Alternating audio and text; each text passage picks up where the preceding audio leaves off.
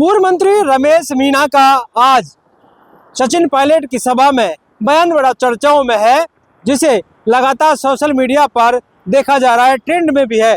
अशोक गहलोत ने हाल ही में एक बयान दिया था और उसमें कहा गया था कि मानेसर में गए लोगों ने जब वो घटना हुई थी तब जो है सरकार को गिराने के लिए बीजेपी से 10-10 करोड़ रुपए लिए थे। इसी को लेकर आज पूर्व मंत्री रमेश मीणा ने मंच से अशोक गहलोत को जवाब दिया और नार्को टेस्ट कराने की बात तक कह दी। आपको सुनवाते हैं उन्होंने क्या कुछ कहा। लेकिन बार बार हमारे मुख्यमंत्री अशोक गहलोत साहब पूर्व वो बार बार दोहराते हैं कि मानेसर जो विधायक गए थे उनको 10-10 करोड़ रुपए दिए गए। मैं उनको चैलेंज करता हूं कि रमेश मीणा ने 10 करोड़ रुपए लिए हैं तो मेरा नार्को टैक्स करा दे। जो आज की विज्ञान है झूठ को पकड़ती है, रमेश मीणा का नार्को टेस्ट करवा दे और आपका भी नार्को टेस्ट करवा दे कि आपने निर्दलीय बीटीपी और बीजेपी के विधायकों को कितने रुपए दिए, वो हमारे पास भी कागज है। तो बार बार इस तरह इस उल्हाने को दोहराना, और जब जब कांग्रेस आगे बढ़ रही है तब तक इस आदमी ने 3 बार मुख्यमंत्री बनाए, तीनों बार सरकार पार्टी को हराया। ऐसे आदमी को मैं राहुल गांधी जी से कहना चाहता हूं कि आप आदमी को के लिए संघर्ष कर रहे हो, सड़कों पर लड़ रहे हो, रोडों पर तो दौड़ रहे हो, गरीब आदमी से मिल रहे हो, उसकी मदद कर रहे हो।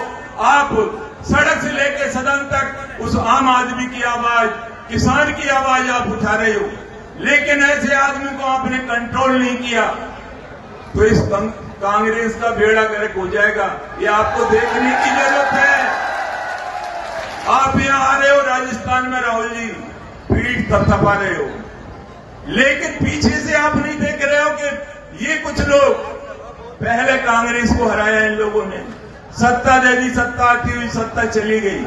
तो हम तो आप लोगों राहुल जी आपसे यही कहना चाहते हैं कि सही आकलन करो, सही आदमी को बागडोर दो, ईमानदार लोगों का पर विश्वास करो, उनका सम्मान करो।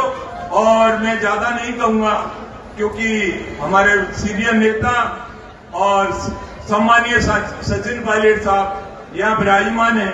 आपने सुना पूर्व मंत्री ने जिस तरह से कहा कि वो बता दें कि उन्होंने बसपा और निर्दलीय विधायकों से कितने पैसे लिए थे, वो हमारा टेस्ट करवाए, नार्को टेस्ट करवा लें और उनका भी नार्को टेस्ट हो जाए। ये अदावत आज की नहीं है। इससे पहले जब 2018 में सरकार बनी थी उसके बाद रमेश मीणा सचिन पायलट के नजदीक थे, कैबिनेट मंत्री उन्हें बनाया गया था। उसके बाद मानेसर भी गए थे, तब ये तमाम तरह के आरोप लगे थे और इस बात को लेकर अशोक गहलोत लगातार कहीं ना कहीं मानेसर घटना का जिक्र करते हैं। हाल ही में उन्होंने फिर से जिक्र किया और ये घटना चर्चाओं का विषय राजस्थान में बनी हुई है। उसी बात को लेकर उन्होंने कहा कि हम ईमानदार हैं। राहुल गांधी तक को ये कह दिया कि राहुल गांधी जी, जिनको तो आप जिम्मेदारी दे रहे, पीठ थपथपा रहे, वो 3-3 बार सरकार नहीं बनवा पाए, 3 बार के मुख्यमंत्री होकर भी। ऐसे में उन्होंने कहा कि अच्छे और ईमानदार व्यक्ति को मौका दीजिए, नए नेतृत्व को मौका दीजिए। अब ये सियासी जो पारा है किस तरह से चढ़ता हुआ नजर आ रहा है, आने वाले दिनों में कांग्रेस के लिए क्या ये घातक सिद्ध होगा या फिर इस पूरे घटनाक्रम को लेकर आखिरकार इस पूरे पछड़े से कांग्रेस किस तरह से बचती नजर आती है। 2028 के चुनाव की तैयारियों को लेकर कांग्रेस लगातार अपना काम कर रही है, तैयारियां पुख्ता कर रही है, लेकिन कहीं ना कहीं बयानबाजी से कांग्रेस को नुकसान होता नजर आ सकता है। पॉलिटिकल पंचायत के लिए कैमरामैन राकेश के साथ दशरथ सिंह।